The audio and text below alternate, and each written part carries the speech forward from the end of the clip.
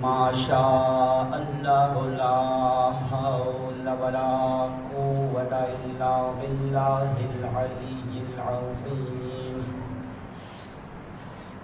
بسم اللہ الرحمن الرحیم. الحمدللہ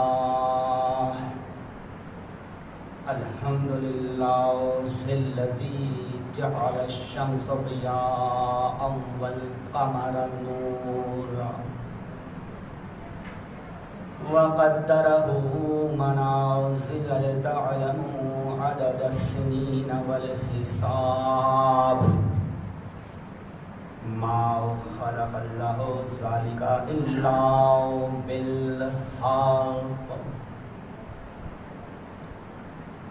والصلاة والسلام والتحية والإكرام على العبد المؤيد الرسول المسدد النبي المهذب الصفي المقرب خير خلقه أشرف بريته حبيبه عبده نبيه رسوله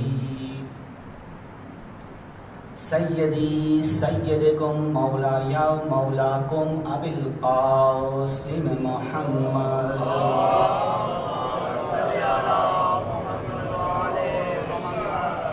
والصلاة والسلام علی امیر المؤمنین امام المتقین ابی الحسن علی ابن ابی طالب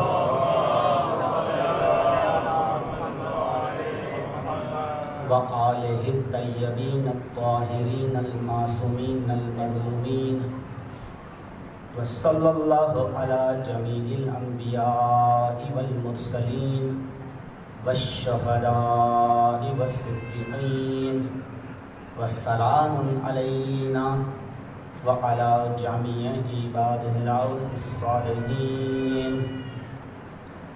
ان الذين كفروا وماتوا وهم كفار اولئك عليهم لعنة الله والملائكة والناس اجمعين. قال الله تبارك وتعالى في كتابه الكريم وهو أصدق الصادقين. کنتم خیر امت اخرجت للناس تعمرون بالمعروف وتنہون عن المنکر. درود پڑھیں محمد علیہ.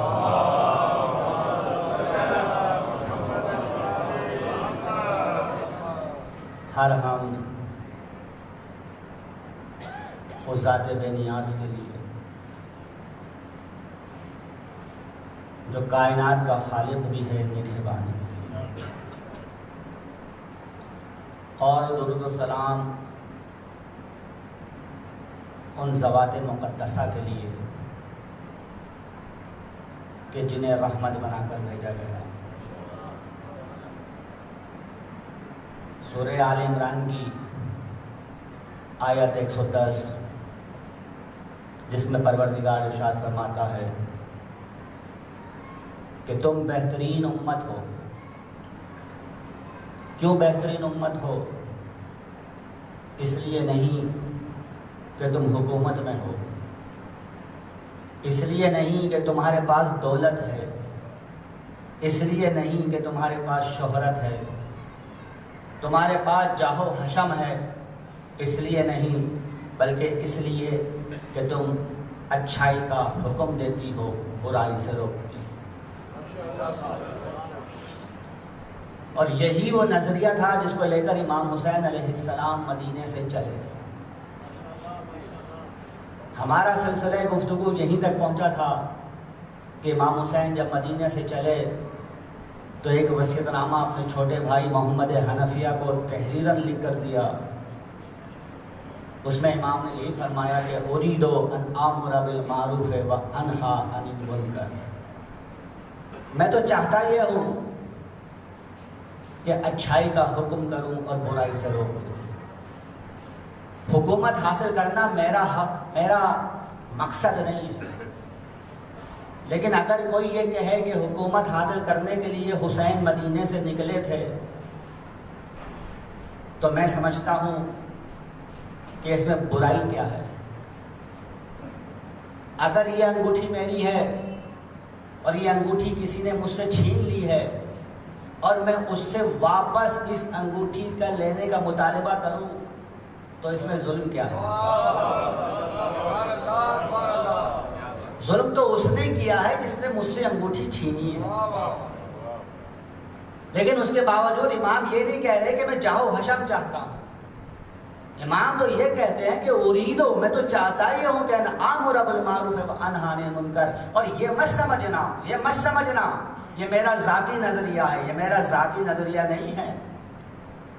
اسیرہ بسیرت جدی محمد و ابی علی ابن ابی طالب، یہ وہ طریقہ ہے، یہ وہ روش ہے جس پر چلتے ہوئے میرے نانا، میرے بابا اس دنیا سے گئے۔ لہذا ہمارا سلسلہ گفتگو یہاں تک پہنچا تھا کہ امر بالمعروف اور نہی عن المنکر کیا اچھا ہے کیا برا ہے، اس کا پیمانہ کیا ہے؟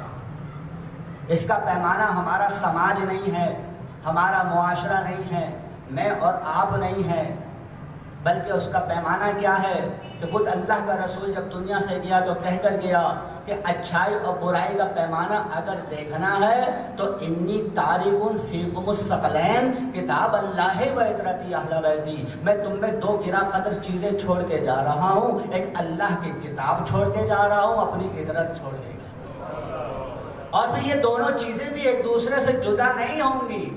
کب تک؟ حتی یرد علی الحوض، یہاں تک کہ میرے پاس حوض کوثر پر پہنچ۔ لہذا یہ دونوں چیزیں لازم اور ملزوم ہیں۔ جس نے قرآن کو پکڑ لیا اہل بیت کو چھوڑ دیا وہ بھی گمراہ ہے، جس نے اہل بیت کو لیا قرآن کو چھوڑ دیا وہ بھی گمراہ ہے۔ بیک وقت دونوں چیزیں ساتھ رکھنا ہے۔ لہٰذا اب یہ مت سمجھنا کہ تم یہ دعویٰ کر بیٹھو کہ ہم قرآن سمجھ گئے ہیں۔ قرآن کون ہے جو سمجھ سکے؟ سوائے اس کے کہ جس نے قرآن نازل کیا وہی شخص یاد رہے گا۔ قرآن کو لا ریب قرار دیا تو ایسی شخصیات کو بھیجے گا جو لا عیب ہوں گی۔ لہذا یہ قرآن سرچشمہ ہدایت، یہ اللہ کی آخری کتاب۔ کل میرا سلسلہ گفتگو یہیں تک پہنچا تھا کہ شیعت پر یہ الزام کہ شیعہ قرآن کو نہیں مانتے، آؤ ہماری مجالس میں بیٹھو تمہیں پتہ چلے گا جتنا ہم مانتے ہیں کوئی نہیں مانتا۔ قرآن صرف رٹ لینے کا نام نہیں ہے، قرآن رٹنے کے لیے نہیں آیا تھا، قرآن حفظ کرنے کے لیے نہیں آیا تھا صرف کہ قرآن کو صرف حفظ کر لیا جائے، نہیں۔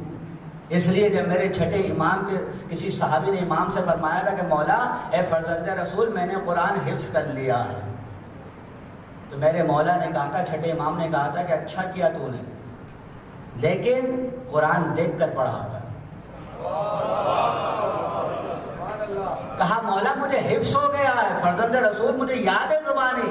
کہا تجھے یاد ہوگا، یقیناً ہوگا، اچھی بات ہے، لیکن دیکھ قرآن کے حروف پر نظر کرنا بھی بات ہے۔ لہذا قرآن سرچشمہ ہدایت ہے ایسی دنیا تک کے لیے۔ قرآن اس لیے نہیں آیا تھا کہ جب بیٹی رخصت ہو تو اسے جہیز میں دے دیا جائے، قرآن اس لیے نہیں آیا تھا کہ اگر کوئی نیا گھر خریدا ہے تو سب سے پہلے قرآن مجید جا کر رکھ دیا جائے، قرآن مجید اس لیے نہیں آیا تھا کہ کوئی مسافر سفر پہ نکلے تو قرآن کے نیچے سے اس کو نکال دیا جائے۔ قرآن کا مقصد یہ نہیں تھا، نزول قرآن اس لیے نہیں ہوا تھا۔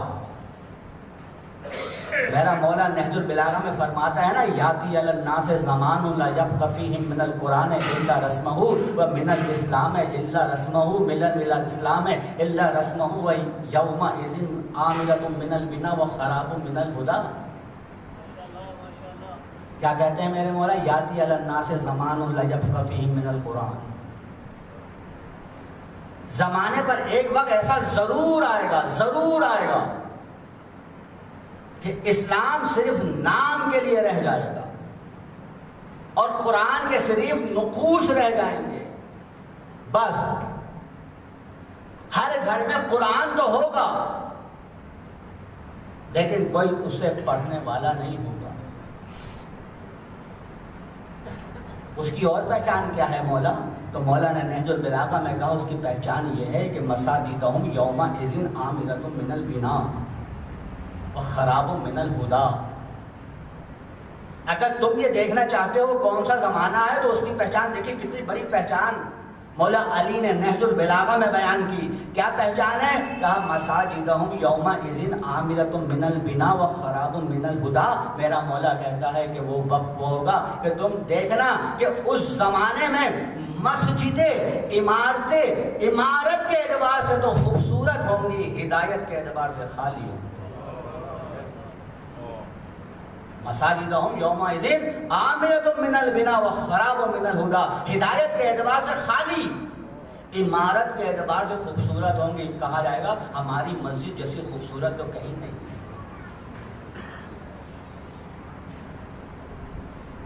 آپ دیکھیے، اور پھر میرے مولا نے عجیب جملہ کہا اس کے بعد، کیا کہا؟ یاد رکھنا یہ وہ زمانہ ہوگا سکانوہا وعماروہا شر اہل الارض۔ میرے مولا کا عجیب جملہ ہے نہج البلاغہ میں۔ مولا کہتے ہیں وہ زمانہ ہوگا کہ جب اس مساجد کو، ان مسجدوں میں وہ لوگ آیا کریں گے جو زمین پر سب سے زیادہ شریر ہوں گے، فساد کرنے والے، اہل تقویٰ گوشہ نشین ہو جائیں گے۔ تم انہیں مسجدوں میں نہیں دیکھو گے، مسجدوں میں وہ لوگ ہوں گے جو فساد کرنے والے ہیں۔ یہ دیکھیے میرے مولا نے کس طرح زمانے کی منظر کشی کی۔ کیا آج یہ سب کچھ نہیں؟ آج ہم قرآن سے دور نہیں، آج ہم اسلام سے دور نہیں، آج ہم مقصد حسین سے دور نہیں۔ اس کی وجہ کیا ہے؟ کہ ہم علم سے دور ہیں۔ اس لیے تعلیم پر جتنی توجہ دی گئی، اسلام میں بالخصوص،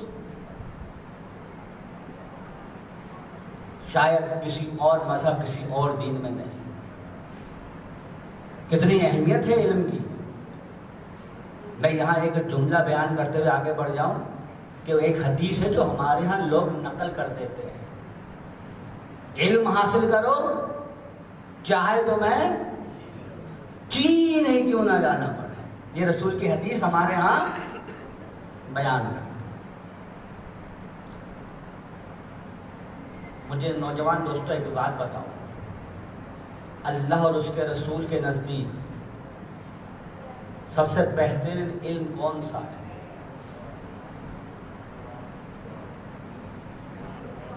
کیا گھڑیاں بنانا، موبائل بنانا، ٹیکنالوجیز؟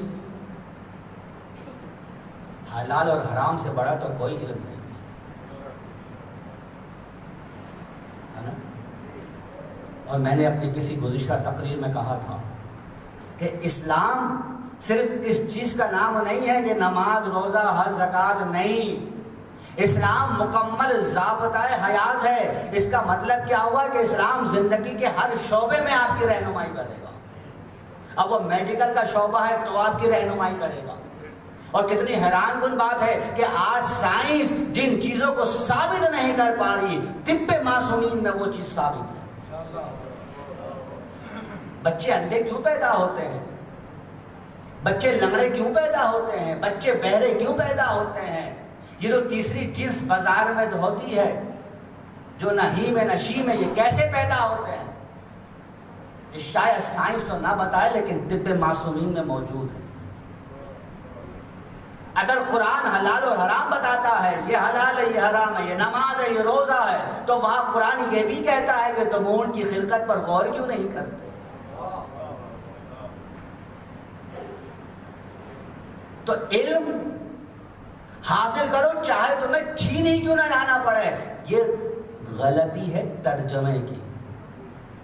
ظاہر بات ہے رسول نے اردو میں تو کہا نہیں ہوگا، عربی میں کہا ہوگا، عربی کے الفاظ سمجھ لو تاکہ زمانے کے مزاج کو سمجھو۔ کہ زمانے نے کس طرح سے دین میں تغیر کر دیا.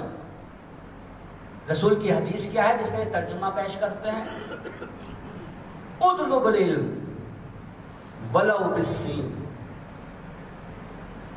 بڑی عجیب بات بتا رہا ہوں میں آپ کو. کیا حدیث ہے؟ اطلب العلم، علم حاصل کرو ولو بالسین. اب ظاہر بات ہے عربی ادب میں چے نہیں ہوتا. عربی میں کچھ حروف ایسے ہیں جو اردو میں تو ہوتے ہیں، عربی میں نہیں. گاف نہیں ہوتا عربی میں، چے نہیں ہوتا عربی میں، ڑے نہیں ہوتا، ڈال نہیں ہوتا، پے نہیں ہوتا، عربی ادب میں نہیں ہوتے. تو یقیناً رسول نے لفظ چین کے بجائے کیا استعمال کیا؟ سین، سواد، یہ اور نون. حدیث کیا ہے؟ اطلب العلم، علم حاصل کرو ولو بالسین، چاہے سین سے، یعنی جس کا ترجمہ ہمارے یہاں کر دیا جاتا ہے چین. ٹھیک ہے نا، یہ ترجمہ کرتے ہیں نا. اب یہ سین ہے کیا؟ سواد، یہ نون، کیا یہ چین ہے؟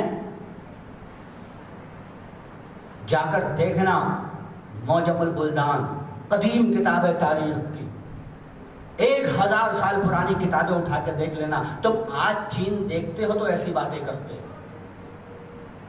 1000 سال پرانی کتابیں اٹھا کے دیکھ لینا. یہ سواد، یہ نون جسے سین کہتے ہیں، یہ مقام کون سا ہے؟ ٹھیک ہے عربی میں چین کو سین بھی کہتے ہیں، ٹھیک ہے، لیکن ایک لفظ کے 100 معنی ہوتے ہیں. لیکن 1000 سال پرانی جتنے بھی شہروں سے متعلق، علاقوں سے متعلق جو کتابیں ہیں اس کو ٹٹول لینا، کسی بھی مکتب کی ہو. یاد رکھنا لغت میں مکتب نہیں دیکھا جاتا، مسلک نہیں دیکھا جاتا، دین نہیں دیکھا جاتا. لغت میں اگر اردو کی بحث ہوگی تو ایک کافر بھی غالب اور میر کے اشعار کو سند بنائے گا. یاد رکھنا نوجوان دوستو، ادب میں مسلک اور مذہب نہیں ہوتا. آج بھی جب عربی ادب پر بحث ہوگی تو کسی مسلمان شاعر کا اگر شعر لایا جائے گا تو کافروں کے اشعار بھی لائے جائیں گے. لہذا 1000 سال پرانی جو کتابیں اٹھا کے دیکھنا، سواد، یہ نون، سین کس سرزمین کو کہتے تھے. اب میں وہیں سے نقل کر رہا ہوں، مجموع البحرین سے. بہت بڑے عالم ہیں صحیح بخاری کے، علامہ وحید الزمان، بہت بڑے. صحیح بخاری کی اردو شرح انہوں نے لکھی، لغات الحدیث انہوں نے لکھی، بڑی بڑی کتابیں لکھی، اٹھا کے دیکھ لینا. سین کون سا مقام ہے؟ بڑا عجیب جملہ. وہ کہتے ہیں سین جو ہے یہ عراق میں ایک جگہ ہے جسے آج کی دنیا میں کوفہ کہتے ہیں.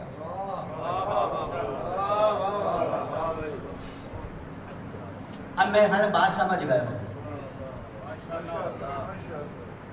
سین ایک جگہ ہے عراق میں جسے آج کی دنیا میں ہم کوفہ کہتے ہیں. تو اللہ کے رسول نے فرمایا تم علم حاصل کرو، اگر میرے بعد علی مدینے سے کوفے منتقل ہو جائے.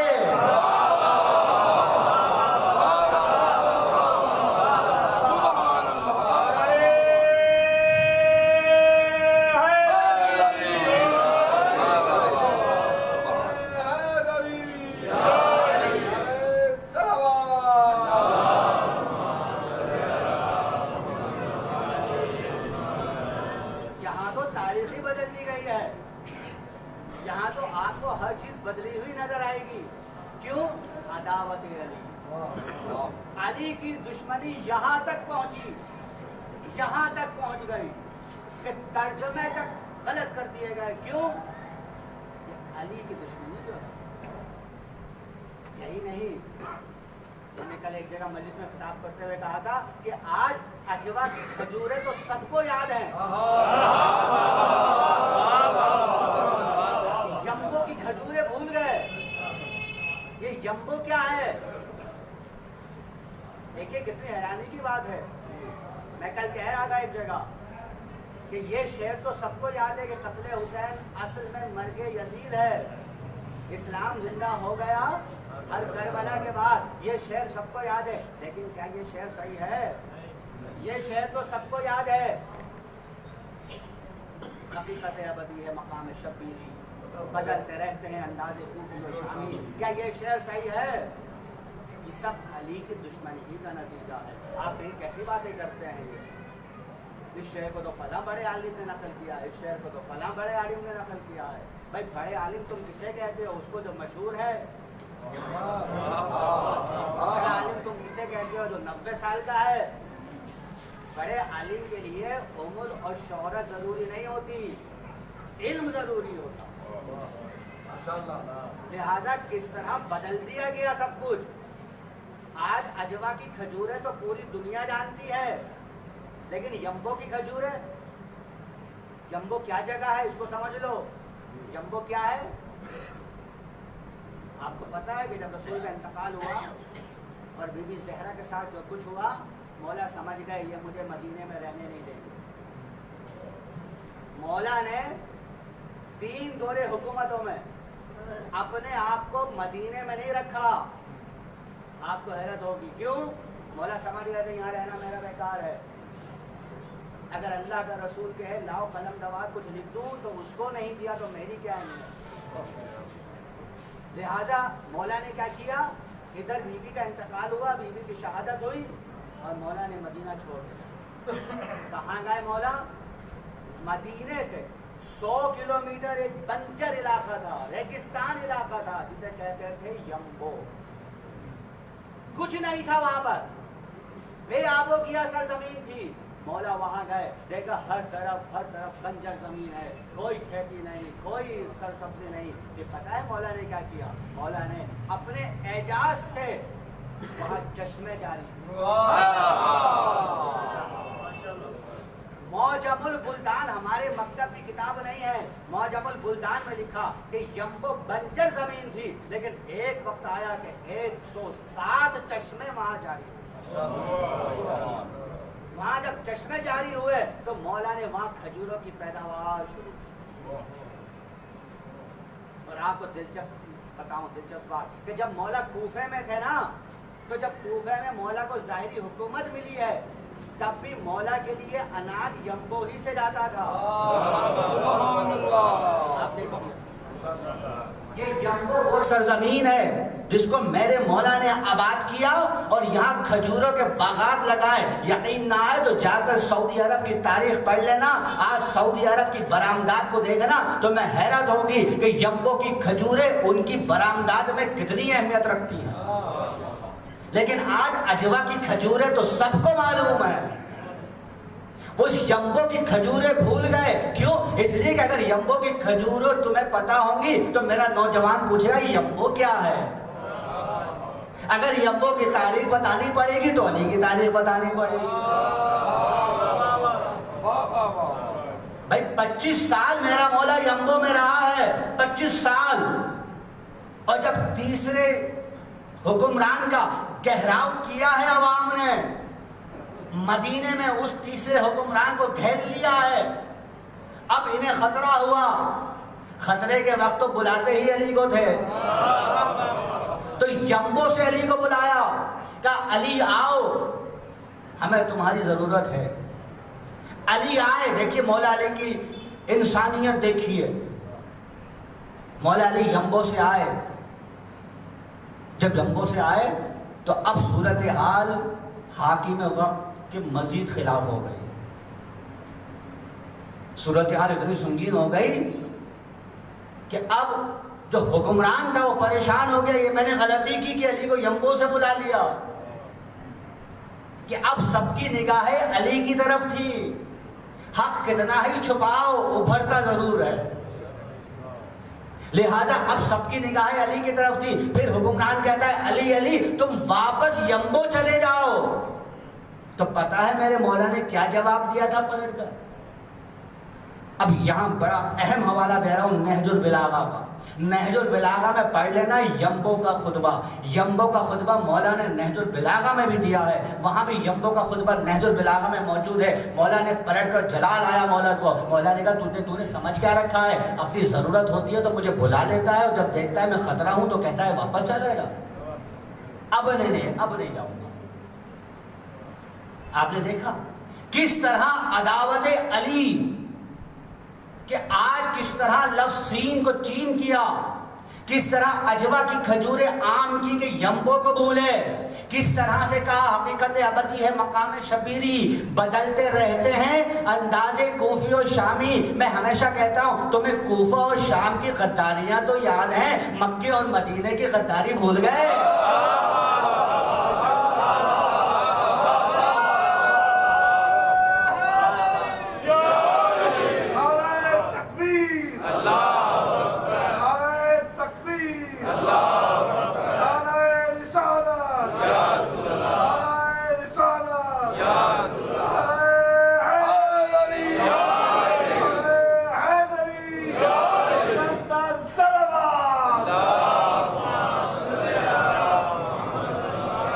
سازش کے تحت نوجوانوں کے ذہنوں کو ہٹایا گیا کہ ان کی نگاہیں مکے اور مدینے پر نہ پڑنے پائیں، یہ کوفے و شام کی طرح متوجہ رہے ہیں۔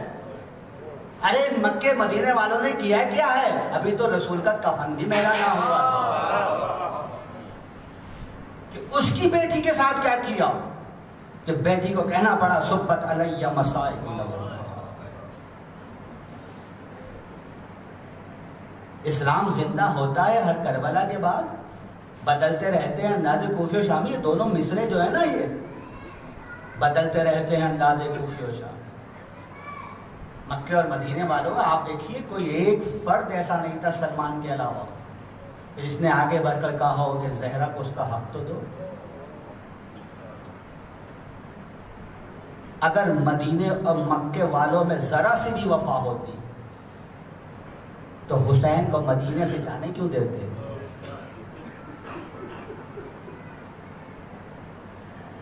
بڑی ذمہ داری سے ایک جملہ کہہ رہا ہوں، اور یہی جملہ میں نے کراچی میں بھی کئی بار کہا ہے، بڑی ذمہ داری سے تمام کتب مقاتل پڑھ لو، کربلا پر جتنی کتابیں لکھی گئی ہیں، واقعی کربلا پر جتنی بھی مقاتل لکھے گئے ہیں، بڑی توجہ سے پڑھ لو، بڑی ذمہ داری سے بات کر رہا ہوں، پوری تاریخ انسانیت میں اٹھا کر دیکھ لو، مکے اور مدینے کا ایک فرد بھی حسین کے ساتھ کربلا میں نہیں تھا۔ کوفے اور شام کے کتنے لوگ حسین کے ساتھ تھے؟ بنی ہاشم کو چھوڑ دیجئے، میں بنی ہاشم کی بات نہیں کر رہا، اس قبیلے کو نکال دیجئے مدینے کے، میں بنی ہاشم کی بات نہیں کر رہا، ذہن میں رکھیے گا۔ بنی ہاشم کے علاوہ مجھے مکے اور مدینے کا ایک فرد بتا دیجئے، ایک فرد،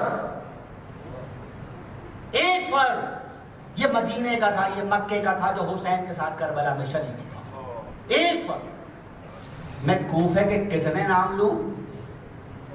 مسلم ابن اوسدہ کو بھول گئے؟ حبیب ابن مظاہر کو بھول گئے؟ تو بتاؤ کہاں کے انداز بدلتے ہیں؟ کوفے اور شام کے بدلتے ہیں یا مکے اور مدینے کے بدلتے ہیں؟ اور یہ لوگ کہتے ہیں کہ بدلتے رہتے ہیں انداز کوفی و شام۔ کیوں؟ توجہ ہٹا، ہر چیز میں توجہ ہٹانے کی کوشش کی گئی تاکہ ان کو صحیح تعلیم نہ ملے، ان کو صحیح علم نہ ملے، اور یہ سازش تھی تاکہ خانوادہ اہل بیت سے دور رہا جائے۔ اسلام زندہ ہوتا ہے ہر کربلا کے بعد، کیا یہ صحیح ہے؟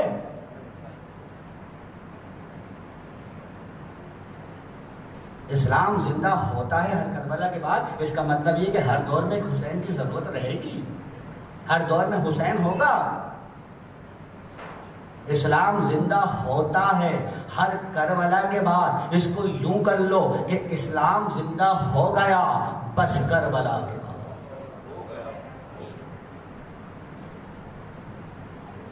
کس طرح توجہ ہٹائی گئی دیکھیے، تصور میں بھی نہیں آ سکتا کہ وہ ترجمہ اطلب العلم ولو بالسین، علم حاصل کرو چاہے سین ہی کیوں جانا نہ پڑے۔ کیا ترجمہ کر دیا گیا؟ کیوں؟ اہل بیت سے دوری کا راستہ۔ درود پڑھیں محمد و آل محمد۔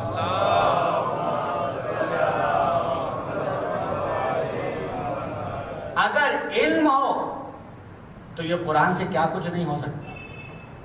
کل میں نے کہا تھا اپنی تقریر میں کہ پیمانہ کیا ہے امر بالمعروف اور نہی عن المنکر کا؟ اچھائی اور برائی کا کہ یہ اچھائی ہے یہ برائی ہے، سماج نہیں ہے، قرآن اور اہل بیت ہیں. قرآن اور اہل بیت کے ہیں یہ اچھائی ہے اسے اچھا سمجھو، قرآن اور اہل بیت کے ہیں یہ برائی ہے اسے برا سمجھو. لیکن ہم نے قرآن کی طرف توجہ ہی نہیں دی. پہلی بات ہے نا. چلے میں اپنے نوجوان دوستوں سے ایک سوال کرتا ہوں، مجھے بتاؤ نوجوان دوستوں، قرآن معجزہ ہے نا، کیوں ہے؟ پھر دیکھیے ہمارے ہاں یہی نہیں پتا نوجوان دوستوں کہ یہ قرآن معجزہ کیوں ہے. اب شاید کوئی نوجوان دوست کے مجھے پتا ہے. بھائی کیا پتا ہے؟ کہ قرآن میں کوئی تبدیلی نہیں ہوئی، معجزہ ہے. تو میں نے کتاب لکھی، اگر 1400 سال تک اس میں بھی کوئی تبدیلی نہ ہو تو کیا وہ بھی معجزہ ہے؟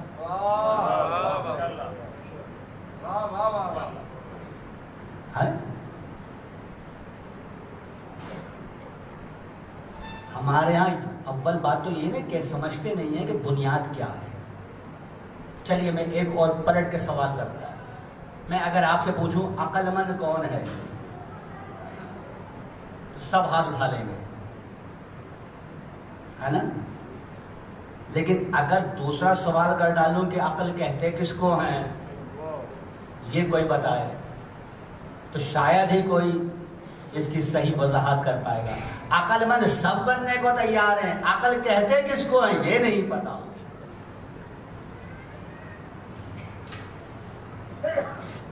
تم کہتے نا عقل کہتے کس کو ہے؟ عقل مند سب بننے کو تیار. تم سمجھتے ہو سوچنے سمجھنے کی صلاحیت تو آپ عقل کہتے ہیں. یہ صلاحیت تو زمین کے پاس بھی ہے، آسمان کے پاس بھی ہے، اور آگے بڑھوں پہاڑوں کے پاس بھی ہے. آپ کہیں کیسی باتیں کر رہا ہے؟ زمین کے پاس، آسمان کے پاس، پہاڑوں کے پاس یہ صلاحیت کہاں ہے؟ اگر میں قرآن کی آیت پیش کر دوں،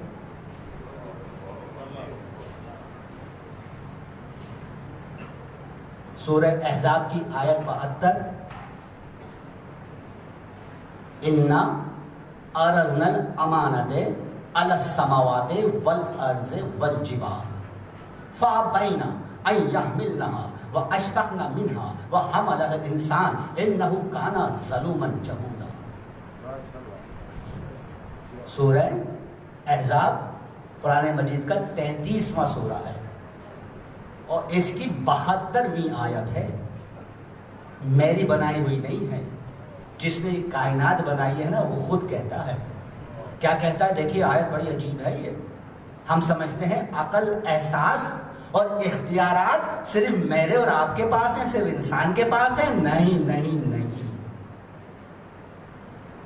شاید آج سائنس یہ ثابت کر چکی ہے کہ یہ درخت بھی بولتے ہیں. مجھے سائنس سے بحث نہیں ہے، میں اپنی پہلی تقریر میں کہہ چکا ہوں سائنس پر ہمارا کوئی معاملہ نہیں ہے اس وقت. میں تو ابھی قرآن کی آیت پیش کر رہا ہوں. تم سمجھتے ہو زمین بے جان ہے، تم سمجھتے ہو آسمان بے جان ہے، تم سمجھتے ہو پہاڑ بے جان ہے. قرآن کہتا ہے اس میں بھی اختیار ہے زمین میں. آیت پیش کی نا، اِنَّا عَرَضْنَا الْأَمَانَةَ، ہم نے شریعت پیش کیا کس کے سامنے؟ آسمانوں کے سامنے، زمین کے سامنے، پہاڑوں کے سامنے. کیا کیا انہوں نے؟ فَأَبَيْنَا أَن يَحْمِلْنَهَا، زمین، آسمان، پہاڑ ڈر گئے، لینے سے انکار کر دیا. زمین نے منع کر دیا، آسمان نے منع کر دیا، پہاڑ نے منع کر دیا. حَمَلَهَا الْإِنسَانُ، انسان نے شریعت کو قبول کر لیا. قرآن کی آیت، اختیار زمین کے پاس بھی ہے، اختیار آسمان کے پاس بھی ہے، اختیار پہاڑوں کے پاس بھی ہے. لہذا تم نے سمجھا ہی نہیں کہ عقل کہتے کس کو. میں اس وقت اس بحث میں نہیں جانا چاہتا، نہ موضوع کہیں سے کہیں پہنچے گا. اب قرآن معجزہ ہے، تم نے یہ تو کہا کہ قرآن معجزہ ہے، لیکن اگر میں پوچھوں معجزہ کہتے کس کو ہیں؟ اب بنیاد سے بحث ہوگی نا. بنیاد کیا ہے؟ پہلے تو یہ سمجھو کہ معجزہ کہتے کس کو ہیں، پھر بحث ہوگی کہ قرآن معجزہ کیوں ہے. جیسے میں نے کہا پہلے بحث ہوگی کہ عقل کہتے کس کو ہیں، جب یہ ثابت ہو جائے تو پھر بحث ہوگی کہ عقل مند کون ہے۔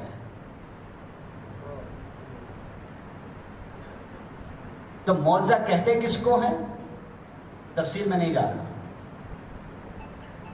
عام قوانین کو توڑتے ہوئے، جملہ یاد رکھیے گا، عام قوانین کو توڑتے ہوئے اللہ کی جانب سے بھیجا جانے والا شخص ایسا کارنامہ انجام دے جس کے سامنے دنیا بے بس ہو جائے، اسے معجزہ کہتے ہیں۔ اگر یہ تعریف سمجھ میں آ گئی، اب سمجھو قرآن معجزہ کیوں ہے۔ لیکن اس کے سمجھنے سے پہلے ماضی میں جانا ہوگا، نبیوں کے معجزات کو دیکھنا ہوگا۔ ہر نبی کو وہ معجزہ دیا گیا جو فن اس زمانے میں اپنے عروج پر تھا، اس کے توڑ کا۔ مثلا داؤد کے زمانے میں لوہے کا کام عام تھا، بڑے بڑے لوہار تھے، یہ کام کر لیا لوہے سے، یہ کام کر لیا، یہ کام کر لیا۔ کہا اچھا تم لوہے کے بڑے ماہرین ہو نا، تم لوہار ہو، کیا تم میں کوئی ایسا لوہار ہے جو آگ کے بغیر لوہے کو پگھلا کر دکھائے؟ کہا نہیں، کوئی ایسا نہیں ہے۔ داؤد لوہا ہاتھ میں لیتے تھے، وہ چیونگم کی طرح، وہ موم کی طرح ہاتھ میں نرم ہو جاتا تھا۔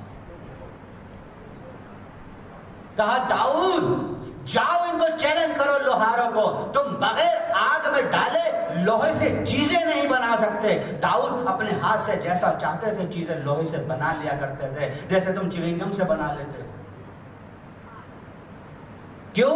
لوہے کا کام عروج پر تھا۔ موسیٰ علیہ السلام کے زمانے میں، مختصر کر رہا ہوں، موسیٰ علیہ السلام کے زمانے میں جادو عروج پر تھا۔ ایک سے ایک جادوگر، ایک سے ایک جادوگر، یہ چیز غائب کر لی، وہ چیز یوں کر لی، یہ چیز یوں کر لی۔ کہا اچھا تم بڑے بڑے جادوگر ہو، بڑے بڑے جادوگر ہو، جاؤ موسیٰ ان کے سامنے ایک درخت سے لکڑی کو توڑنا، ان کے سامنے ڈال دینا، وہ چلتا ہوا دوڑتا ہوا سانپ بن جائے۔ ایک سے ایک جادوگر ہے، ایک سے ایک جادوگر، اور یہ وہ جادوگر ہیں کہ جن کی بنیاد پر فرعون نے خدائی کا دعویٰ کیا۔ آپ دیکھیے کیوں یہ کام کر لیا، یہ کر لیا، لوگ حیران ہوتے تھے۔ آج بھی دنیا اہرام مصر کو دیکھ کر حیران ہے کہ یہ بغیر کرین کے، بغیر سول انجینئرنگ کے اتنے بڑے بڑے اہرام کیسے بن گئے؟ اور پہلے ان کے اندر سے آوازیں آتی تھی، آپ کو حیرت ہوگی، یہ جو آپ اہرام مصر دیکھتے ہیں نا، آوازیں آتی تھی اس میں سے۔ جو مسافر سامنے سے گزرتا تھا نا، یہ اہرام اس سے سوال کرتے تھے کہ بتاؤ وہ کون سا جاندار ہے جو صبح میں 4، دوپہر میں 2 اور رات میں 3 ٹانگوں سے چلتا ہے۔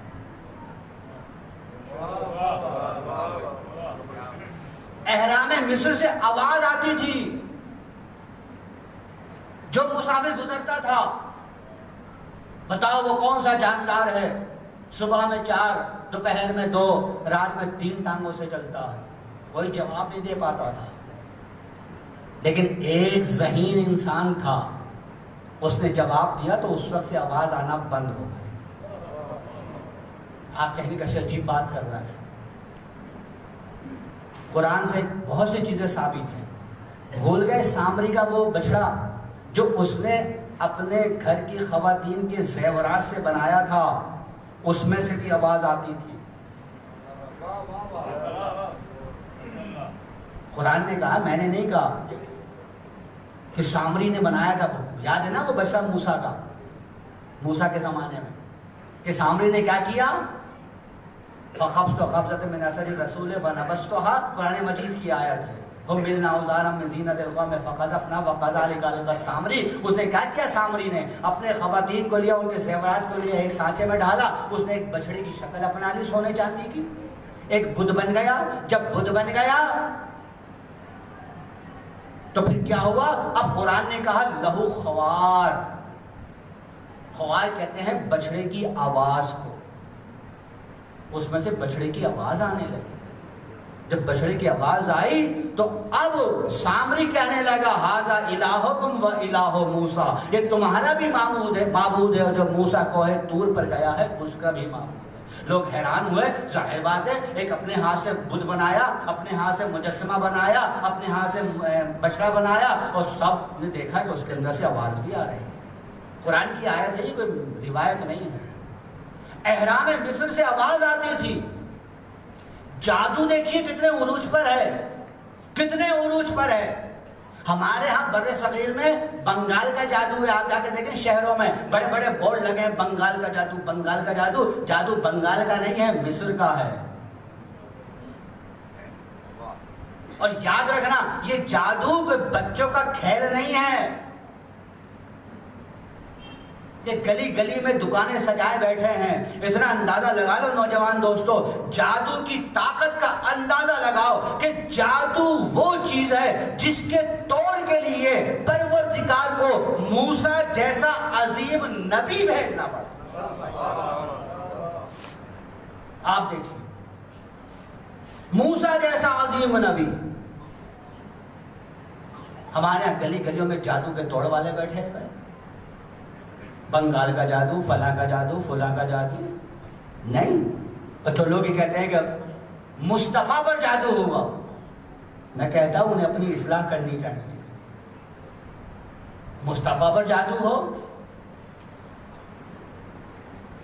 بھائی موسیٰ کو سمجھ لو تاکہ مصطفیٰ سمجھ میں آ جائے گا. کیا ہوا؟ جب موسیٰ فرعون کے دربار میں پہنچے، جادوگروں نے اپنے فن کا مظاہرہ کیا. جب اپنے فن کا مظاہرہ کیا اب موسیٰ کو خوف محسوس ہوا.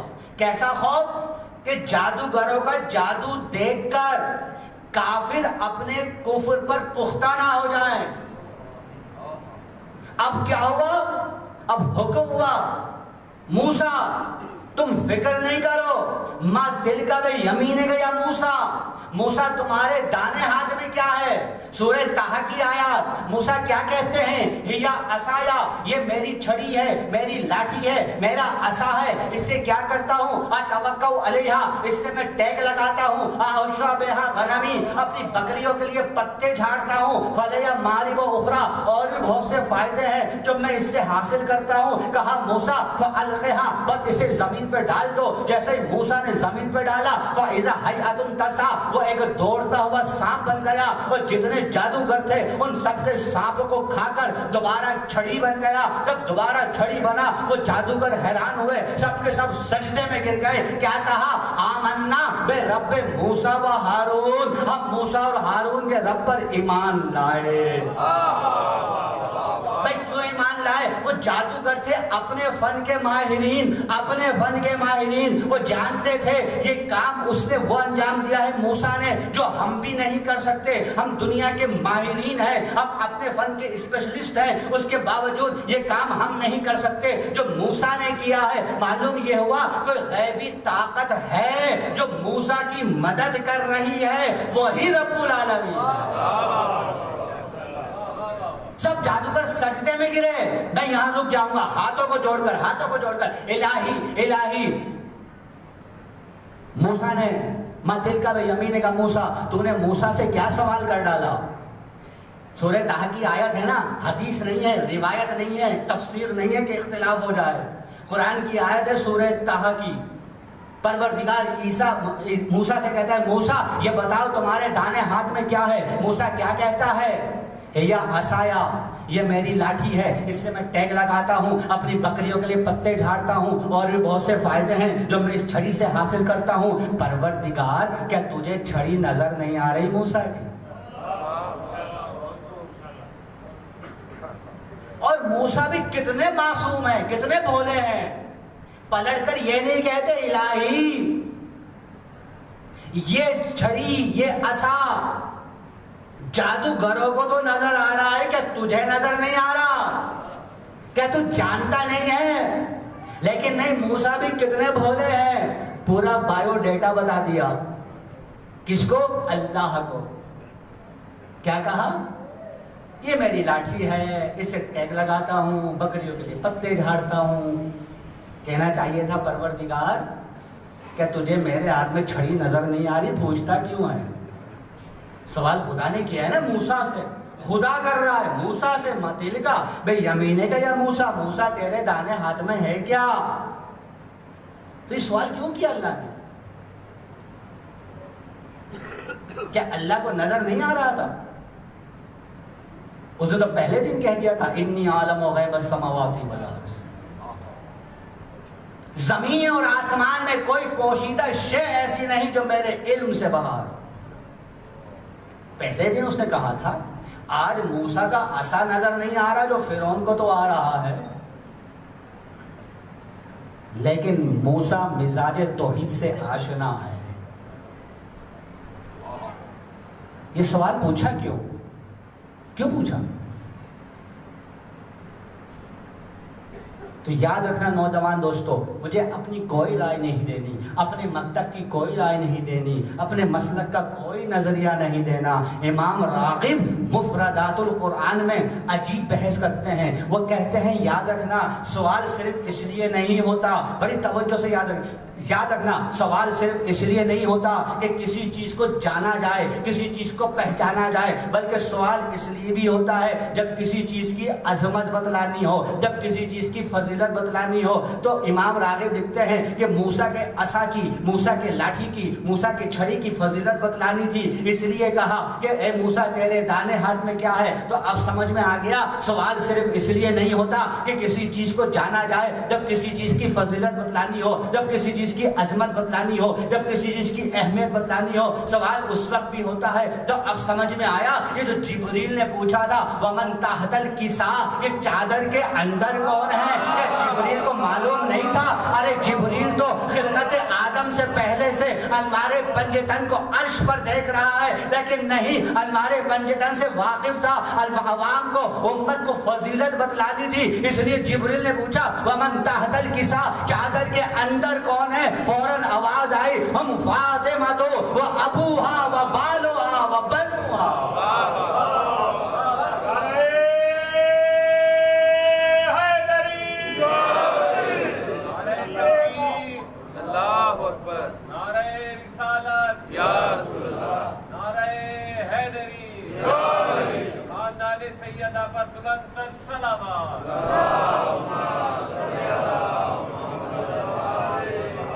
اچھا پیمانہ بھی بی بی کو بنایا گیا، بھائی کہہ دیتا اللہ اس میں میرا رسول ہے، رسول کی بیٹی ہے، رسول کے نواسے ہیں، رسول کا داماد ہے۔ افضل کون ہے، رسول یا زہرا؟ رسول افضل ہے نا، اس میں کوئی شک کی بات تو نہیں ہے۔ تو پروردگار نے کیا کہا؟ نہیں زہرا کو نہیں، رسول کو نہیں، زہرا کو۔ کیوں؟ خدا جانتا تھا نا کہ تاریخ لکھنے والے بھی عجیب ہیں، اگر محمد کو پیمانہ بناتے نہ جانے کتنے سسروں کو شامل کر دیتے۔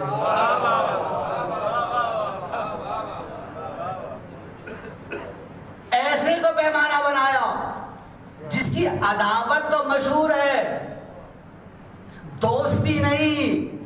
تو بات سمجھ میں آئی؟ ہم فاطمہ تو و ابوہا و بالوہا و بنوہا۔ اچھا یہاں رک کر ایک بات اور کہوں گا، بھائی وہ جادوگر تھے نا، سجدے میں گر گئے، کیا کہا گر کر؟ آمنا رب موسیٰ، یہ کہا نا؟ نہیں، آگے ایک اور جملہ کہا، آمنا برب موسیٰ و ہارون۔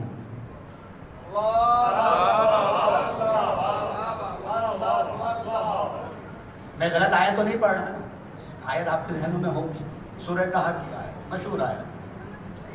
سجدے میں گرے، آمنا برب موسیٰ و ہارون، ہم موسیٰ اور ہارون کے رب پر ایمان لائے۔ میں جادوگروں سے کہوں گا کیا ایک بات بتاؤ، کیا موسیٰ کا رب اور ہے اور ہارون کا رب اور ہے؟ بھائی جو موسیٰ کا رب وہ ہارون کا رب، جو ہارون کا رب وہ موسیٰ کا رب۔ اچھا امت کس کی؟ موسیٰ کی۔ ہارون کی تو امت نہیں ہے نا، امت کون؟ یہودی۔ موسیٰ کی امت یہودی، امت موسیٰ کی۔ اچھا شریعت ہارون کی؟ نہیں، شریعت بھی موسیٰ کی۔ توریت ہارون کی؟ نہیں، توریت بھی موسیٰ کی۔ شریعت موسیٰ کی، امت موسیٰ کی، شریعت موسیٰ کی، سب کچھ موسیٰ کا۔ یہ بیچ میں ہارون کہاں سے آ گیا؟ کافی تھا کہ موسیٰ کے رب پر ایمان لائے۔ یہ بیچ میں ہارون کہاں سے آیا؟ تو اب سمجھ میں آیا، وہ جادوگر ضرور تھے، مشرک ضرور تھے، کافر ضرور تھے، جاہل نہیں تھے، جانتے تھے ایمان لانے کے لیے ضروری ہے نبی کے ساتھ ساتھ اس کے وصی کو بھی تسلیم کیا جائے۔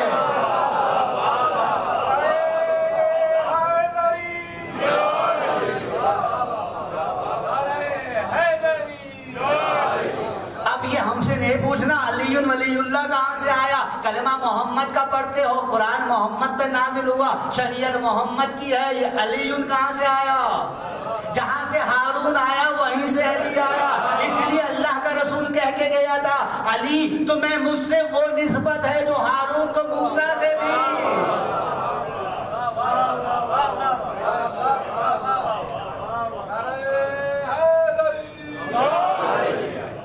میں اپنا موضوع واپس پلٹ جاؤں، قرآن موضوع کی طرف لوٹ جاؤں، موضوع کہیں سے کہیں پہنچ جائے گا، کیونکہ علی تو ہماری کمزوری ہے۔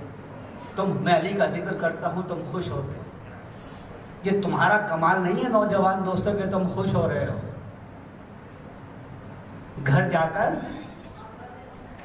اپنی ماں کی پیشانی پر بوسہ دینا، اپنے باپ کے ہاتھوں کو چومنا کہ تمہارا باپ ایک اور ماں نیک ہے، یہ اس کا اثر ہے کہ تم خوش ہوتے ہو۔ لیکن میں اپنا موضوع واپس لے جاؤں، قرآن معجزہ ہے، سمجھ میں آیا؟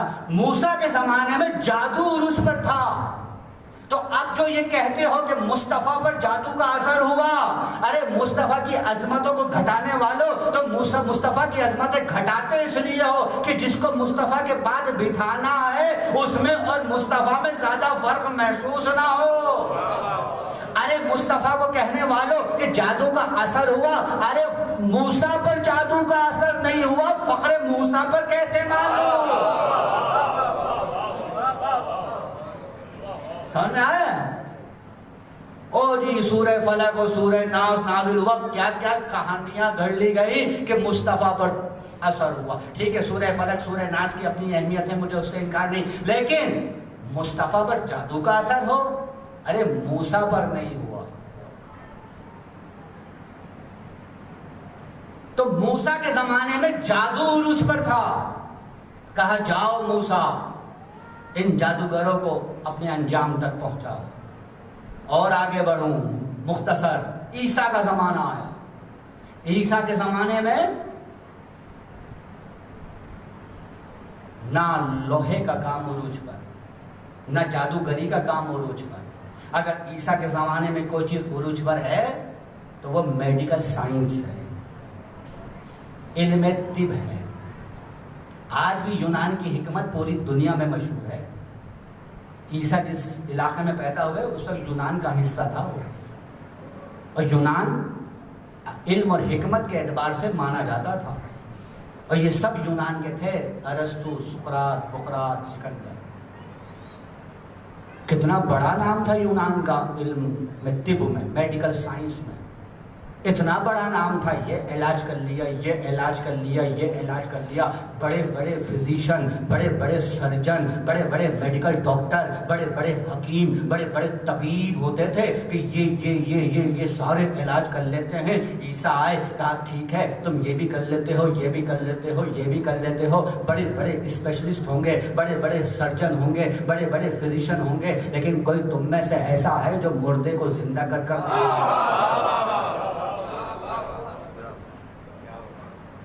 کوئی ہے جو پیدائشی نابینا کو بینائی دے کر دکھائے؟ میں کر کے دکھاؤں گا۔ میڈیکل سائنس بے بس ہو گئی، علم طب بے بس ہو گئی، وہ میڈیکل کے ڈاکٹر، وہ فزیشین، وہ سرجن بے بس ہو گئے۔ مصطفیٰ کا زمانہ، مختصر مصطفیٰ کا زمانہ، نہ میڈیکل کا زمانہ، نہ جادوگری کا زمانہ، نہ لوہاروں کا زمانہ، نہ کوئی اور فن تعمیر کا زمانہ۔ اگر زمانہ ہے تو فصاحت اور بلاغت کا زمانہ۔ فصاحت اور بلاغت. میں نے مجلس تمام کی، کل انشاءاللہ یہیں سے جوڑوں گا اسی مرحلے سے. فصاحت اور بلاغت کا زمانہ ہے. کتنا زمانہ ہے یہ، کیسا زمانہ ہے فصاحت اور بلاغت کا، کہ آپ کو حیرت ہوگی کہ اگر کسی کے 10 بیٹے ہیں اور کوئی پڑھنا لکھنا جانتا ہے تو وہ اپنے بیٹوں تک کو تعلیم نہیں دیتا تھا. فصاحت اور بلاغت کا عالم یہ ہے کہ انہیں اپنی زبان پر اتنا فخر تھا کہ اپنے آپ کو عرب کہتے تھے. عرب کا مطلب جانتے ہو، وہ شخص جو اچھی طرح علم کے ساتھ بول سکے، جو فصیح ہو، جو بلیغ ہو، اس کو عرب کہتے ہیں. اور جو بول نہ سکے، ظاہر بات ہے جاہل کیسے بولے گا، اس کو تو احساس کمتری کا شکار ہے، وہ بول ہی نہیں سکتا. تو اس کو کہتے تھے عجم. عجم مانے گونگا. اپنے آپ کو عرب کہتے تھے، جو عرب کا نہیں ہوتا تھا اسے عجم کہتے تھے. آپ دیکھیے کتنی فصاحت اور بلاغت پر ناز تھا. اچھا تمہیں بڑا ناز ہے نا فصاحت اور بلاغت پر. اور ایک دوسری چیز ہے جسے کہتے ہیں شجاعت، بہادری. تمہیں 2 چیزوں پر فخر تھا، ایک فصاحت اور بلاغت پر، ایک شجاعت پر، بہادری پر. اتنے بہادر کہ کبھی پانی پینے پلانے پہ جھگڑا، کبھی گھوڑا آگے بڑھانے پہ جھگڑا. ذرا سی دیر میں تلوار ہے، تلواروں کے ماہرین. بتا چکا ہوں پچھلی تقریر میں کہ اگر 4 بنی ہاشم کے جوان متفق ہوتے تو کیا نقشہ ہوتا. آپ دیکھیے شجاعت اور فصاحت، ان 2 چیزوں پر انہیں ناز تھا عربوں کو. نتیجہ کیا نکلا؟ ٹھیک ہے، ہم نے جادوگروں کو موسیٰ سے ذلیل کرایا، ہم نے لوہاروں کو طاؤوس سے ذلیل کرایا، ہم نے میڈیکل کے جو ڈاکٹر تھے، جو فزیشین تھے، جو سرجن تھے، انہیں عیسیٰ سے ذلیل کرایا. تمہاری فصاحت اور بلاغت کو بھی وہ خاک میں نہ ملایا. 40 سال تک ایک شخص کو ان کے پاس رکھا، ان کے درمیان رکھا، اور 40 سال کے بعد وہ شخص آ کر ان کو وہ چیزیں بتاتا ہے جو وہ نہیں جانتے. اب وہ حیران ہے یہ کیا ہوا، یعنی وہ چیزیں تو بتا ہی رہا ہے جو ہم جانتے ہیں، وہ چیزیں بھی بتا رہا ہے جو ہم نہیں جانتے. لہذا عام قوانین کو توڑتے ہوئے، عام قاعدہ کیا ہے؟ تعلیم حاصل کرو پھر آگے بیان کرو. لیکن مصطفیٰ نے عام قوانین کو توڑا، دنیا میں کسی سے تعلیم حاصل نہیں کی اور وہ چیزیں بتائیں چیلنج کے ساتھ کہ جو وہ نہیں جانتے تھے. لہذا حیرانی.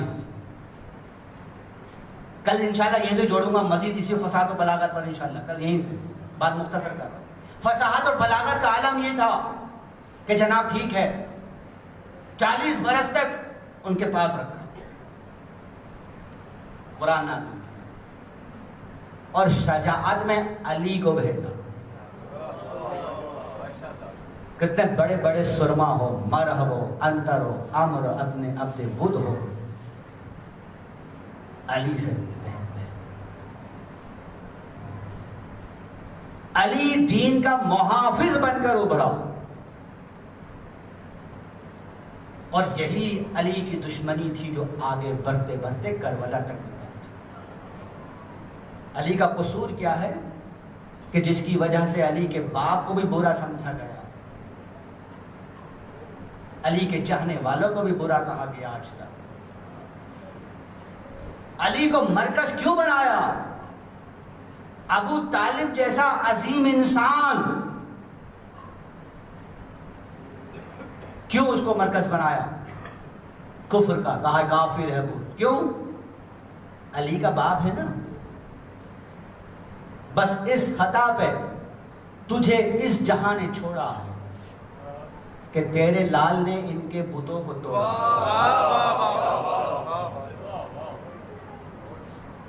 بس میں نے مجلس تمام کی. یہی علی کی دشمنی تھی. اگر آج زہرا کی بات کو درست مانتے ہوئے فدق دے دیا جائے تو کل یہی زہرا اپنے شوہر کی خلافت کا مطالبہ کرے گی تو کس منہ سے منع کرو؟ آج منع کر دو تاکہ کل یہ مطالبہ نہ کر پائے دوسرے. بس میں نے مجلس تمام کہ دشمنی بڑھتے بڑھتے کہاں تک پہنچی؟ حسن تک. حسن کا جنازہ گھر سے نکلا، بس میں نے مجلس تمام. کسی کا جنازہ گھر سے نکلنے کے بعد واپس نہ ہوا سوائے حسن کے. زہرا کے دو ہی تو لختے جگر تھے، حسن اور حسین. ایک کا جنازہ تیروں سے چھلنی ہوا، ایک کا جسم تیروں سے چھلنی. دیکھا لوگوں نے کیا کیا ہے دشمنی میں؟ کتنے تیر تھے جنازے پر، کتنے تیر تھے حسین کے جسم پر. اندازہ لگاؤ گے اس بات کا؟ شاید کسی نے دیکھا ہو وہ جانور جسے ساہی کہتے ہیں، جس میں پورے جسم پر کانٹے کانٹے ہوتے ہیں، اس جاندار کے جسم پر. کہتے ہیں ایسا ہو گیا تھا جنازہ حسن کا اور ایسا ہو گیا تھا جسم حسین کا، تیروں سے. سن پاؤ گے؟ بعد میں کسی نے میرے چوتھے امام سے پوچھا تھا، مولا روزے عاشورہ آپ کے بابا پر کے جسم پر کتنے زخم تھے، کتنے تیر لگے تھے؟ تو پتہ ہے میرے مولا نے پلٹ کر کیا کہا تھا؟ میرے مولا نے کہا، اے شیخ تو نے عجیب سوال پوچھ لیا، عجیب سوال کر لیا تم نے.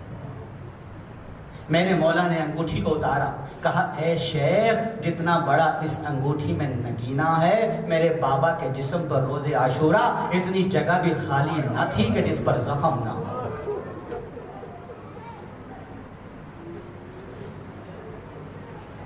میں نے کہا آپ نے سن لیا. نہ کربلا کوئی بیان کر سکتا ہے، نہ کربلا کوئی لکھ سکتا ہے.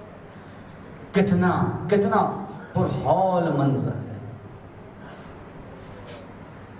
نوجوان دوستو، بظاہر سننا تو آسان ہوتا ہے، لیکن تم نے دیکھا ہوگا جب تم سڑکوں پہ جاتے ہو، بڑے بڑے حادثات دیکھے ہوں گے تم نے دیکھا ہوگا کہ اگر کسی انسان کے جسم کا کوئی ٹکڑا پڑا ہوا تمہاری نظر پہ پڑے تو کیا ہوگا تمہارا؟ اگر تم کھانا کھانے جا رہے ہو نا اور کسی انسان کا سر تم دیکھ لو پڑا ہوا تو یقین جانو میرا دل تو یہ کہتا ہے تم کھانا نہیں کھا پاؤ گے، ہے نا؟ وہ سر کس کا ہے تمہیں نہیں معلوم، وہ کون ہے تمہیں نہیں معلوم، وہ اجنبی ہے تمہیں نہیں معلوم، اس کا دین کیا ہے تمہیں نہیں معلوم، لیکن تمہارے دل پر اتنی کیفیت ضرور طاری ہوگی کہ تم اگر کھانا کھانے جا رہے ہو اور کسی کے جسم کا ہاتھ پڑا ہو، پاؤں پڑا ہو، سر پڑا ہو، آنکھ پڑی ہو تو شاید تم اپنا کھانا نہ کھا پاؤ. یہ تم ہو، تمہیں نہیں پتا کہ وہ کس کا جزو ہے، کس کا حصہ ہے. یہ حسین ہے، اپنے بھتیجوں کے، بھانجوں کے، بھائیوں کے لاشوں کو بکھرتا ہوا دیکھ رہا ہے، لیکن کس جگر سے گیا. اور حر کی عظمت دیکھو کہ جب حر نے قافلہ روکا ہے اور جب میرے مولا نے پلٹ کر کہا ہے حر تیری ماں تیرے غم میں بیٹھے، تو حر پلٹ کر کہتا ہے کہ مولا میں آپ کی ماں کا نام مجمع میں نہیں لے سکتا. یہ تو کہتے ہیں نا حر شروع ہی سے. یاد رکھنا نوجوان دوستو، ایک جملہ کہہ رہا ہوں اپنے پورے مطالعے کا، پوری تحقیق کا نچوڑ پیش کر رہا ہوں حر پر میرا جملہ یاد رکھنا. حر وہ شخصیت ہے جو روز عاشورہ صبح عاشور تک یہ سمجھتا تھا مذہب الگ ہے، سیاست الگ ہے. وہ مذہب میں حسین کو، سیاست میں یزید کو اپنا رہنما مانتا تھا حر. یہی وجہ ہے کہ جب حر نے قافلہ روکا ہے حسین کا، ہم آپ کو کوفے نہ جانے دیں گے، تو پتا ہے جب امام نے نماز شروع کی ہے تو امام نے حر سے پوچھا بتا ہمارے پیچھے نماز پڑھے گا یا اپنی الگ سے نماز قائم کرے گا؟ حر کہتا ہے نہیں فرزند رسول، آپ کے پیچھے نماز پڑھے گا. امام کے پیچھے نماز پڑھی ہے اس نے. اور جب صبح عاشور ہوئی اور امام نے اپنا آخری خطبہ دیا، ادھر سے عمر سعد اور شمر کی تیاریاں دیکھی، اب حر سے رہا نہ گیا. حر بے چین ہوا. حر عمر سعد کے پاس آتے کہ کہتا ہے تو نے پکا ارادہ کر لیا ہے حسین کو قتل کرنے کا؟ تو نے پکا ارادہ کر لیا ہے حسین کی لاش کو پامال کرنے کا. وہ لاش پامال کرنا اتنا آسان نہیں سمجھو دوستو, یہ بہت بڑا مرحلہ ہے. کبھی دیکھنا تاریخ اٹھا کر, کبھی مطالعہ کرنا, تحقیق کرنا کہ ایک گھوڑے کی پاؤں کی طاقت کتنی ہوتی ہے. 125 کلو وزن کے برابر تک شمار کی گئی ہے کہ جب گھوڑا کسی چیز پر لات مارتا ہے تو 125 کلو وزن تک. یہ معمولی نہ سمجھنا. حر نے کہا یہ تو کیا کر رہا ہے عمر سعد اور شیبر, کیا اس کی اس لیے نال بندی کر رہا ہے کہ حسین کو قتل کے بعد بھی تو پامال کرے گا؟ کہا ہاں ہمارا ارادہ یہی ہے کہ ہم حسین کو قتل کریں. کہا پھر سوچ لے. کہا سوچ لیا. اب شمر کے پاس آ کے حر کہتا ہے اے شمر تو نے فیصلہ کر لیا ہے؟ کہا ہاں کر لیا ہے, آج حسین کو قتل کرتا ہے. اب حر نے اپنا ساز و سامان باندھا اور چلنے لگا, لیکن اس نے ایک عرب کے مطابق کام کیا. کیا کیا؟ اپنی سپر جو تھی نا اس نے اس کو پلٹ دیا.